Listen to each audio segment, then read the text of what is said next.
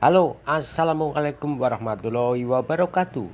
Jumpa lagi dengan saya Edi Karyanto.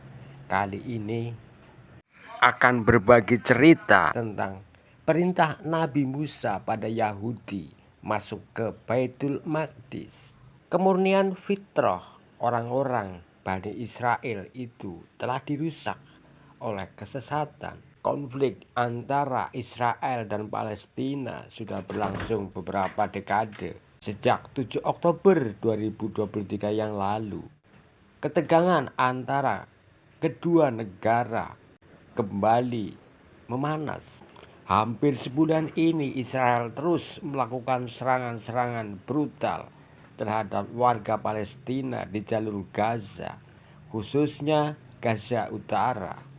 Ribuan jiwa-jiwa yang tak berdosa turut menjadi korban dalam peperangan yang terjadi. Lepas dari konflik itu, di dalam Al-Quran terdapat banyak ayat Al-Quran yang menjelaskan soal Palestina. Di antaranya terdapat dalam surat Al-Maidah ayat 21 sampai 26.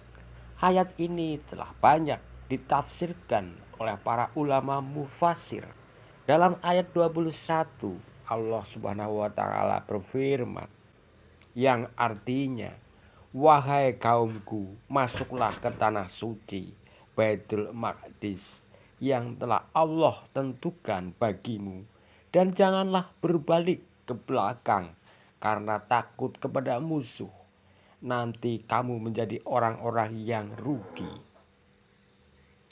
Dalam tafsir Tahlili Kemenag dijelaskan bahwa setelah Nabi Musa mengingatkan orang-orang Yahudi dan menjelaskan nikmat-nikmat itu, kemudian memerintahkan mereka agar berani menghadapi musuh-musuh Allah dengan janji bahwa Allah akan menolong mereka. Perintah Nabi Musa itu ialah mereka harus memasuki tanah suci Kanaan, Palestina, dan berdiam di negeri yang telah dijanjikan dan ditetapkan Allah untuk menjadi tempat tinggal mereka.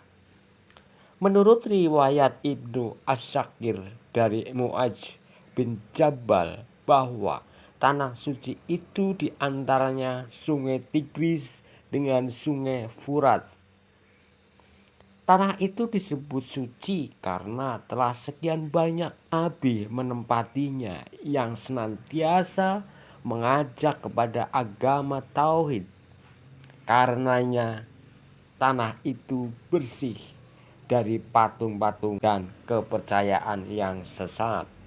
Dan Nabi Musa melarang mereka murtad, kembali menyembah berhala, dan membuat keonaran dalam masyarakat dengan berbuat kezaliman dan mengikuti hawa nafsu. Jika mereka tidak mematuhi ketentuan itu, mereka akan rugi karena nikmat-nikmat yang telah diberikan kepada mereka itu akan dicabut kembali dan dibatalkan. Dalam tafsir ayat 22 sampai 26 kemudian diceritakan bahwa setelah Nabi Musa dan kaumnya mendekati tanah makmur itu, ia memerintahkan kaumnya agar mereka memasuki tanah suci itu dan siap menghadapi penduduknya. Karena kaum Nabi Musa merasa lemah, rendah, dan takut, mereka pun tidak mau masuk ke tanah suci itu. Bahkan mereka ingin kembali ke Mesir karena penduduk tanah suci itu adalah orang-orang yang kejam dan kasar. Mereka menyatakan kepada Nabi Musa bahwa mereka tidak akan masuk tanah suci itu selama penduduknya yang kejam itu masih di sana. Jika penduduknya telah meninggalkan tanah suci, barulah mereka mau memasukinya. Dalam kitab Bilangan 13, 32 hingga 33 Disebutkan negeri yang memakan penduduknya dan dihuni oleh raksasa. Dari jawaban kaum Nabi Musa itu dapat diambil kesimpulan bahwa karena sangat lemah jiwanya dan tidak mempunyai keteguhan hati, mereka tidak ingin memperoleh kebahagiaan dan mencapai kemuliaan dengan jalan berjuang. Mereka ingin memperolehnya tanpa perjuangan. Umat yang demikian sikap dan pendiriannya tidak akan memperoleh kemuliaan, kenikmatan, kebahagiaan, dan kesejahteraan. Tentang kesuburan dan kemakmuran Kanaan, negeri tua yang berbatasan dengan Laut Mati dan Yordan di bilangan Palestina pada waktu itu, dan keadaan penduduknya yang kuat-kuat dan gagah perkasa diakui oleh pengikut-pengikut Nabi Musa yang dikirim ke sana. Setelah terungkap sikap kaum Nabi Musa dalam hal memasuki tanah suci dan berdiam di dalamnya, maka dua orang utusan dari kaum Nabi Musa yang memang bertakwa kepada Allah dan telah diberi kenikmatan dan memperoleh keridoannya, menganjurkan kepada teman-temannya agar mereka segera memasuki pintu Baitul Maqdis. Kedua orang yang saleh ini ialah Yosua bin Nun dan Kalaib bin Yefune yang diceritakan panjang lebar dalam kitab Bilangan 13 dan 14. Apabila mereka memasukinya, pasti mereka akan menang dan dapat mengusir penduduknya yang kuat itu, karena kemenangan itu diperoleh atas pertolongan Allah yang telah dijanjikan, yang pasti akan ditepatinya. Namun anjuran dua orang utusan itu tidak dapat mempengaruhi kaumnya dan tidak mengubah semangat mereka. Oleh karena itu, setelah anjuran itu, mereka mengulangi ucapan mereka kepada Nabi Musa bahwa mereka selamanya tidak akan masuk Kanaan selama kaum raksasa dan angkuh penduduk negeri itu masih berada di sana. Mereka menandaskan bahwa jika Nabi Musa tetap berkehendak akan memasuki tanah Kanaan, maka biar Nabi Musa sajalah bersama bantuan Tuhan yang akan memerangi kaum itu, sedangkan mereka tetap membangkang, tidak mengikuti Musa memasuki Kanaan.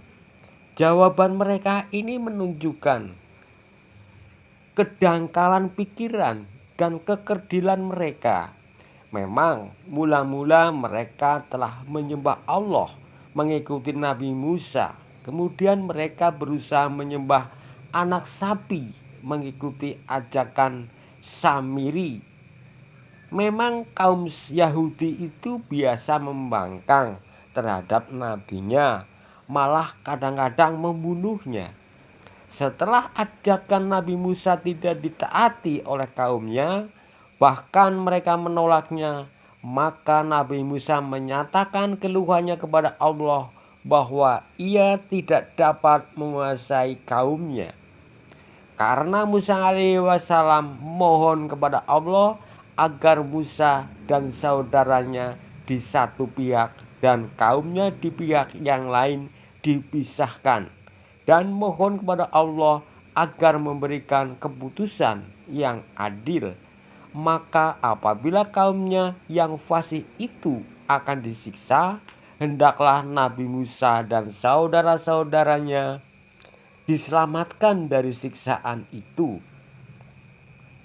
Doa Nabi Musa itu dikabulkan oleh Allah, dan Allah menyatakan bahwa sesungguhnya tanah suci itu diharamkan bagi mereka selama 40 tahun. Karena kedurhakaan itu, mereka tidak dapat memasuki tanah suci dan tidak dapat mendiaminya selama 40 tahun. Selama masa itu mereka selalu berada dalam keadaan kebingungan, tidak mengetahui arah dan tujuan. Sesudah itu, Allah menganjurkan kepada Nabi Musa agar tidak merasa sedih atas musibah siksa yang menimpa kaumnya yang fasih itu, karena bagi mereka akan merupakan pelajaran dan pengalaman. Menurut pendapat kebanyakan ahli tafsir bahwa Nabi Musa dan Nabi Harun berada di padang gurun bersama-sama kaum Bani Israel. Tetapi padang itu bagi Nabi Musa dan Nabi Harun merupakan tempat istirahat dan menambah ketinggian derajat mereka. Sedangkan bagi kaum Yahudi yang ingkar itu merupakan siksaan yang sangat berat. Setelah selesai peristiwa di padang pasir, paran yang tandus Nabi Musa, Nabi Harun wafat. Kemudian fitrah orang-orang Bani Israel itu telah dirusak oleh kesesatan, perbudakan, penindasan, dan paksaan raja-raja Mesir hingga mereka sesat, pengecut, dan penakut. Hal itu telah mendarah daging pada diri mereka. Karenanya pada waktu Musa alaihi wasallam membawa mereka ke arah kebenaran, keberanian, dan kebahagiaan, mereka tetap bersifat pengecut. Diambil dari republika.co.id.